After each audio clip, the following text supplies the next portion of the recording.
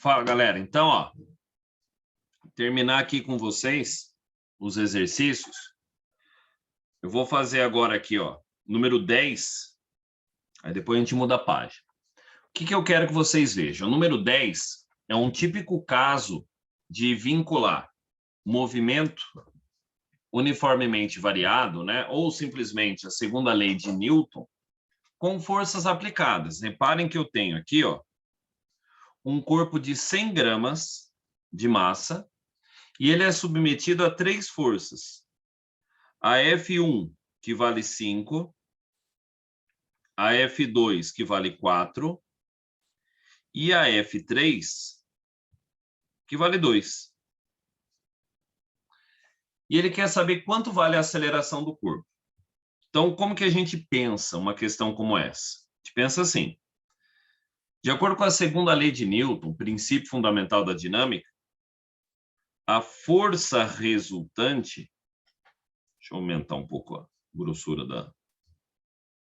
A força resultante, ela é igual a massa vezes a aceleração. A massa, eu sei. Tem um detalhe só importante, é que essa massa de 200 gramas, a gente tem que trocar para quilograma. Então, divido por 1.000. 200 gramas divididos por 1.000, 0,2 quilogramas. A aceleração é o que eu quero, mas eu não sei quanto vale a força resultante. Então, o que eu vou fazer? Em primeiro lugar, se aqui vale 5 newtons e a F3 vale 2 newtons, então quer dizer que 2 newtons da esquerda cancelam 2 newtons da direita. Isso significa dizer que sobraram 3 newtons para a direita.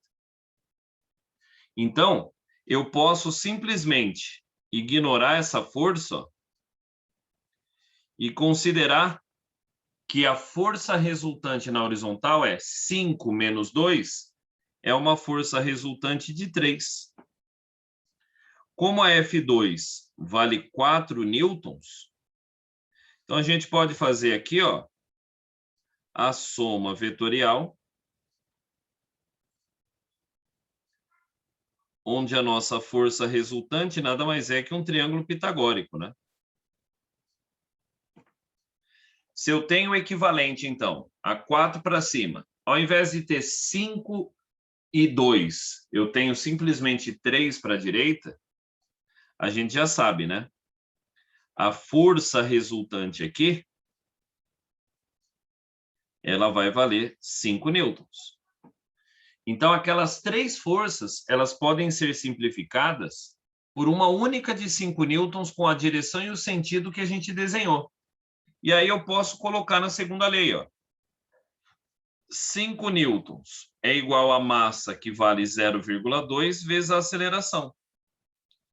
Então, eu tenho a aceleração igual a 5 sobre 0,2. Portanto, isso aqui vai dar 25 metros por segundo ao quadrado.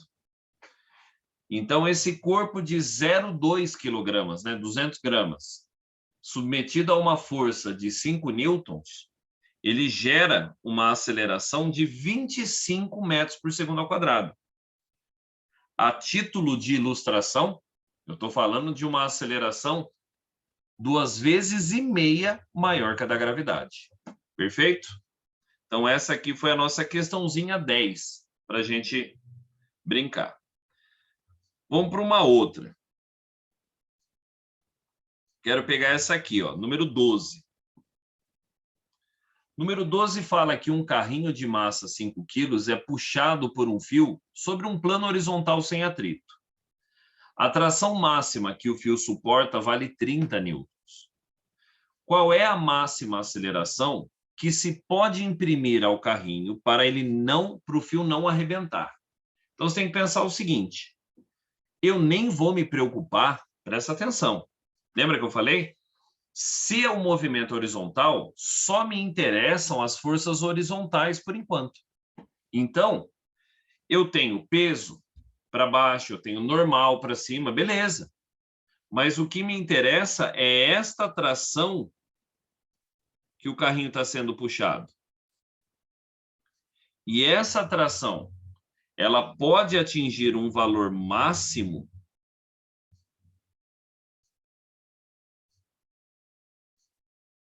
mas que caramba. Ele pode atingir um valor máximo de 30 newtons. Só que qual que é o detalhe? Se o valor máximo da força é 30 newtons e o peso, né, a massa do corpo é de 5 quilogramas, ele não falou, ele falou que não tem atrito. Então não tem nenhuma outra força horizontal a não ser essa tração. Então a gente escreve assim, ó. Força resultante é igual a massa vezes a aceleração. Como a força resultante, neste caso, será a nossa tração máxima, então a gente pode dizer, ó, que 30 newtons é igual a uma massa de 5 quilogramas vezes essa aceleração máxima. E aí, se eu passar o 5 dividindo, 30 divididos por 5 dá 6. Então, a maior aceleração que esse carrinho vai poder desenvolver é exatamente 6 metros por segundo. Porque para ele chegar nessa aceleração, é porque a tração que eu estou puxando o carrinho é máxima. Então, a máxima tração gera a máxima aceleração que ele pode ter. Agora, olha que interessante a letra B. Existe uma máxima velocidade para que o fio não arrebente? Justifique. Não. Porque o que justifica, a gente pode colocar aqui, ó, não. O que justifica?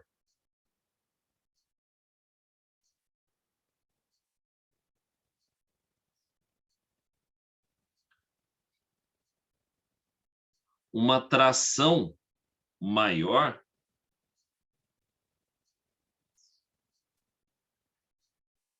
é a necessidade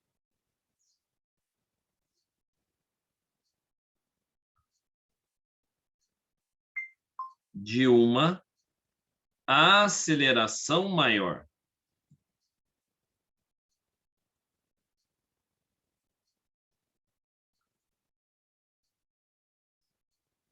Velocidade depende do tempo do puxão. O que quer dizer isso? O que eu quis dizer com essa resposta é o seguinte: existe uma máxima velocidade? Não. O que justifica eu precisar de uma tração maior que 30 é a necessidade de acelerar com um valor maior que 6 metros por segundo ao quadrado. A velocidade depende de quanto tempo eu puxo. Se eu gerar uma aceleração de 6 metros por segundo ao quadrado naquele carrinho, durante 10 segundos, a velocidade vai bater, provavelmente, 60 metros por segundo.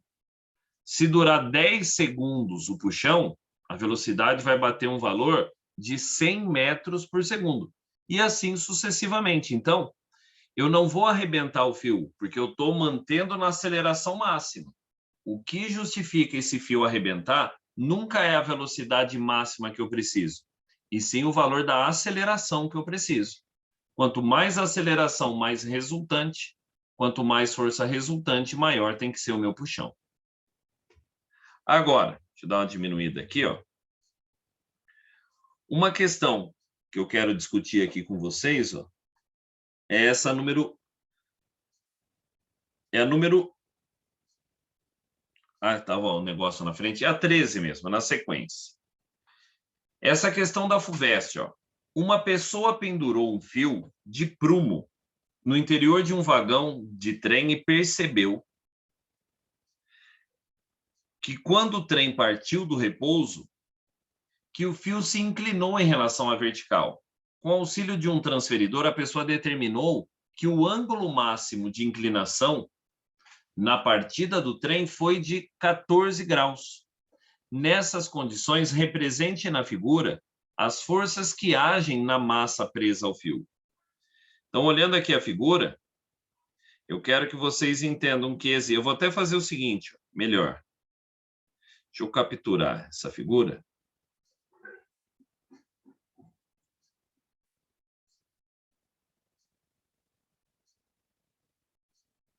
Vou pôr aqui do lado. Boa. Então, ó, letra A.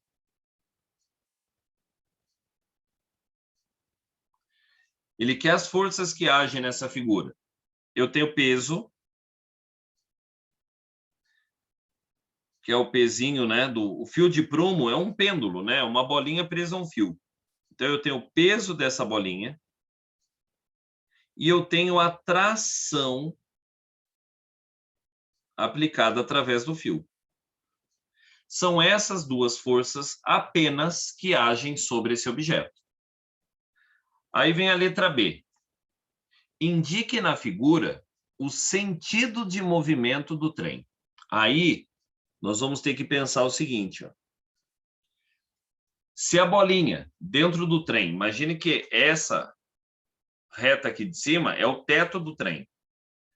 Se a bolinha inclinou para o lado esquerdo, a gente pode considerar assim, ó, ver se vocês concordam comigo. Essa tração, ela pode ser decomposta.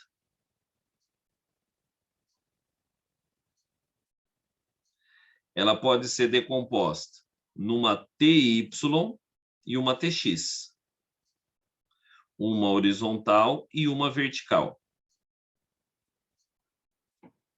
O mesmo ângulo de 14 que vocês estão vendo aqui, ó, na vertical com direção do fio, eu posso fazer aquela famosa, né, o teorema de Tales, que é a regra do Z, ó.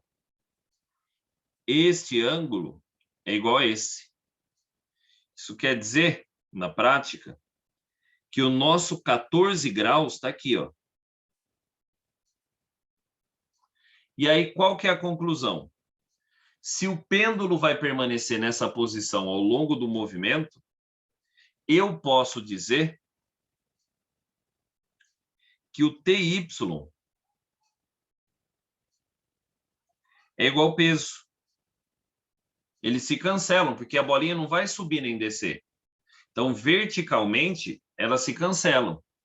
A única força que sobrou é a TX. Você fala, Mairink, mas e a tração não sobrou? Lembra? A partir do momento em que eu desmembrei a tração em TX e TY, para nós ela não existe mais. O que existe é uma componente vertical que cancela o peso, por isso que não tem movimento vertical, e uma componente horizontal, que é a TX, que é basicamente a nossa força resultante. Porque se o movimento que o trem faz é horizontal, então a força resultante é horizontal. O que eu acabei de descobrir nessa figura? É que quem gerou essa resultante foi a componente TX da tração. Então eu posso dizer, ó, que a força resultante é horizontal para a direita e que a aceleração resultante é horizontal para a direita. Só que para responder a letra B, eu vou ter que dizer o seguinte.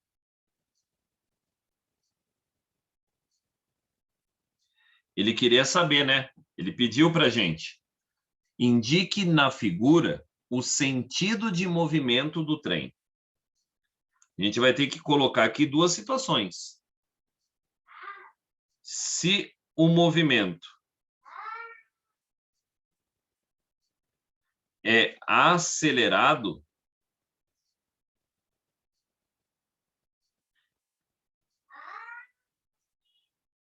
então velocidade vetorial é para a direita.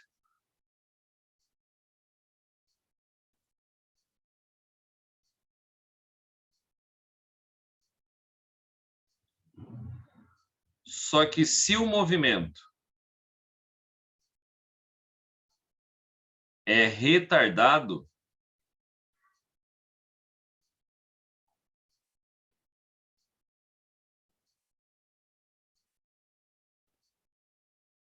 então V, velocidade vetorial, é para a esquerda.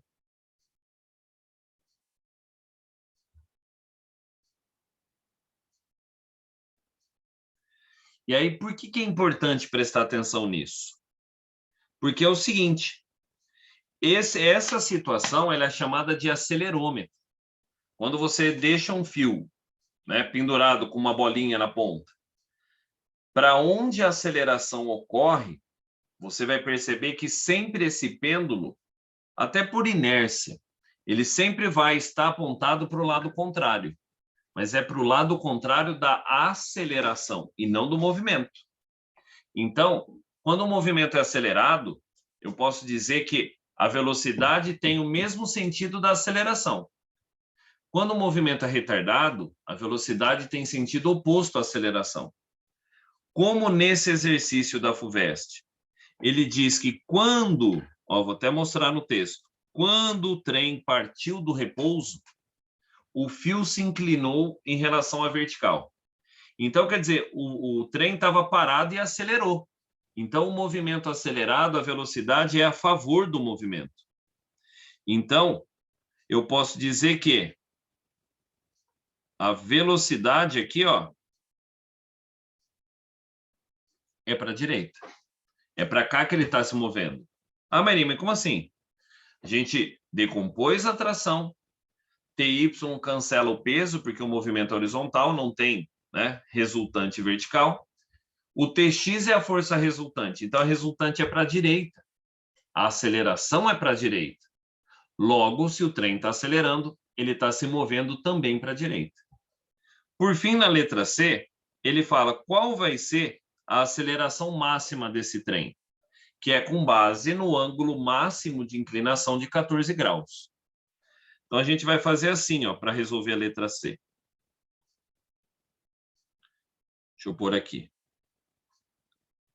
A letra C, a gente vai pegar aqui. TY era igual peso. Vou até dar uma reduzida aqui para vocês enxergarem junto. A TY é igual peso. Só que a TY, se a gente brincar de espremer a frutinha, TY é T com suquinho. Eu vou espremer o 14 graus. Então, eu vou escrever que tração vezes o cosseno de 14 graus é igual ao peso. Conclusão. A tração daquele fio é o peso da bolinha sobre o cosseno de 14 graus. Agora, como a TX, a gente disse que ela era igual à força resultante, olhando na figura, se eu pegar a tração e empurrar ela para TX, ela não espreme o ângulo. Então, ela é a tração sem suquinho.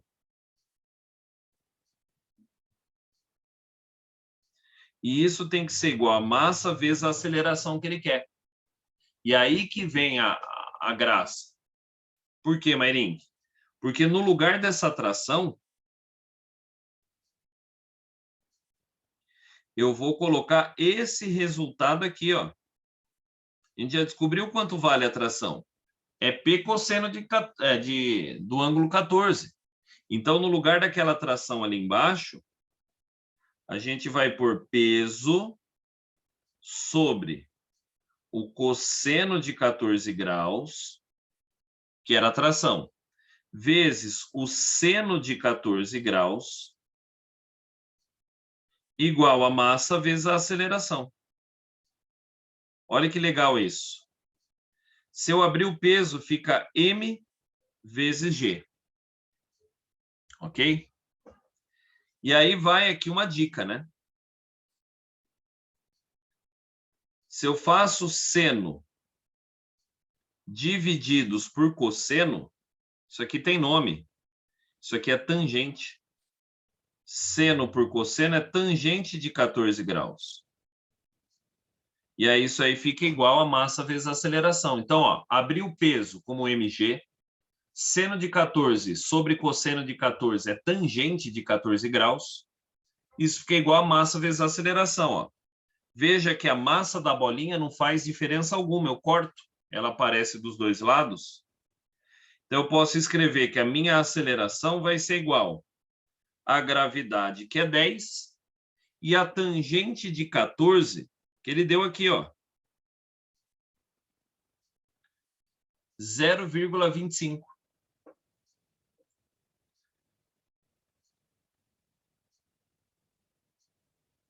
Portanto, a minha aceleração é de 2,5 metros por segundo ao quadrado. É essa a aceleração máxima que o trem pode conseguir, que é exatamente a aceleração na qual ele consegue manter o pêndulo com 14 graus de inclinação. Perfeito?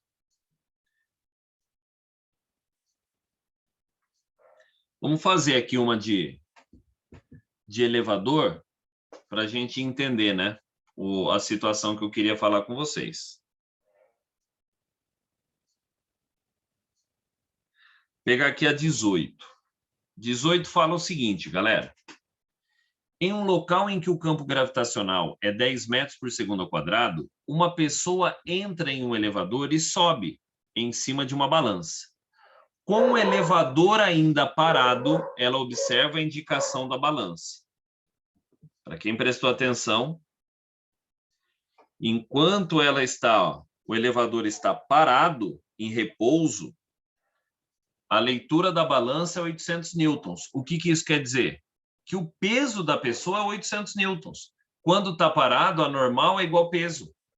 Só que quando o elevador inicia um movimento de descida, a pessoa observa que, por alguns instantes, a balança passa a indicar 720 newtons, para depois retornar a 800 newtons. Isso quer dizer, teve uma aceleração para baixo. Eu não tenho a menor dúvida disso. Porque a normal só é menor que o peso quando o elevador tem alguma aceleração para baixo. Ou ele está descendo, acelerando, ou ele está subindo e freando. Passando algum tempo, a balança agora indica 880 newtons até que o elevador para. Só vai ser maior que o peso quando a normal for maior, né? A normal só é maior que o peso quando a aceleração é para cima. Então, nesse passando algum tempo, por algum motivo a aceleração ficou para cima.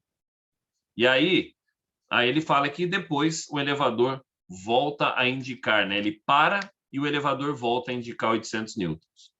Quais são os tipos de movimento que o elevador realizou e qual é a aceleração em cada um deles? Presta atenção. A pessoa, ela entrou. Se vocês prestarem atenção comigo aqui, ó, vou até dar uma reduzida um pouco aqui. Essa questão 18, presta atenção. Primeira pessoa entrou no elevador. Então, eu tinha o elevador parado. Essa é a primeira situação. O que eu tiro aqui? Eu tiro que, nesse caso, a normal era igual ao peso. Portanto, como a normal é a leitura da balança, eu descobri que o peso do cara valia 800 newtons. Só que aí ele falou, o elevador inicia o seu movimento de descida. Então, a segunda parte, eu digo para vocês que é o do elevador descendo acelerado. Mas como que você sabe disso? Porque a leitura da balança foi 720 newtons. Isso quer dizer, menor que o peso que a gente mediu quando o elevador estava parado, que era 800. Então, qual vai ser a aceleração que ele vai desenvolver? Aí, a gente pode pôr daquele jeito, né? Que a normal, nesse caso, é o peso menos massa vezes a aceleração. Está lá no resuminho. A hora que vocês estiverem assistindo esse vídeo, eu já mandei os arquivos também para vocês. Você pode dar uma olhada. Quando o elevador desce acelerando, a normal é menor que o peso. Então, na verdade, você escreve que a normal é igual ao peso menos a força resultante. Aí uma dica, né? Se a normal vale 720, o peso vale 800, ele fala que a gravidade é 10. Então, se o peso do cara é 800 newtons, é porque a massa dele é 80 quilogramas vezes a aceleração. Então, eu vou fazer uma troca aqui. Eu vou passar para a direita o 80 vezes A positivo e o 720 eu passo para a direita negativo. E aí vocês vão descobrir que a aceleração desse cara, ó, durante a descida, era 800 menos 720 é 80. Então, 80 divididos por 80, não tenha dúvidas, 1 metro por segundo ao quadrado.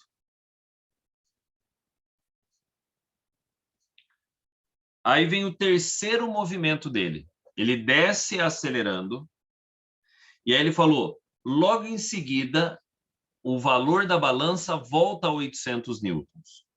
Quer dizer que, na terceira etapa, eu tenho o elevador descendo em MRU. Você fala, mas como você sabe, Marinho, que ele não parou? Porque se o cara estava parado e o elevador iniciou a descida, ele está acelerando para baixo. Então, quando o peso e a normal se tornarem iguais novamente, quer dizer que ele estava acelerando, ele estava ficando mais rápido. E aí ele chegou numa nova situação de equilíbrio, que é o equilíbrio cinético, MRU. Então, neste caso, novamente, normal é igual a peso e ambos iguais a 800 newtons. Não tem aceleração nesse movimento. E aí, por fim, ele diz, passado algum tempo, a balança registra 880 newtons. Então, quer dizer o quê? Que o cara, ele estava parado, aí ele iniciou a descida, ele acelerou para baixo. Aí ele atingiu uma velocidade constante e manteve. Só que como ele vai ter que parar, o momento que a balança registrou uma normal maior que o peso é o momento em que ele precisa frear o elevador. Então, ele está acelerando agora para cima. E aí a gente pode dizer que esse movimento agora é do elevador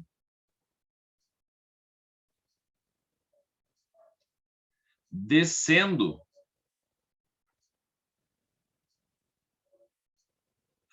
freando. E aí, quando isso acontece, a normal que ele falou nesse momento é de 880 newtons, que é maior que o peso do cara, que era 800 newtons. Nesse caso, se você consultar lá o nosso material, a gente diz que a normal, quando, né, eu desço freando ou subo acelerando, se a aceleração é para cima, a resultante está para cima, normal é maior que peso. Então, a normal vai ser o peso mais a resultante. E aí eu vou pôr 880 igual a 800 mais a massa desse cara, que é 80 quilogramas, vezes A.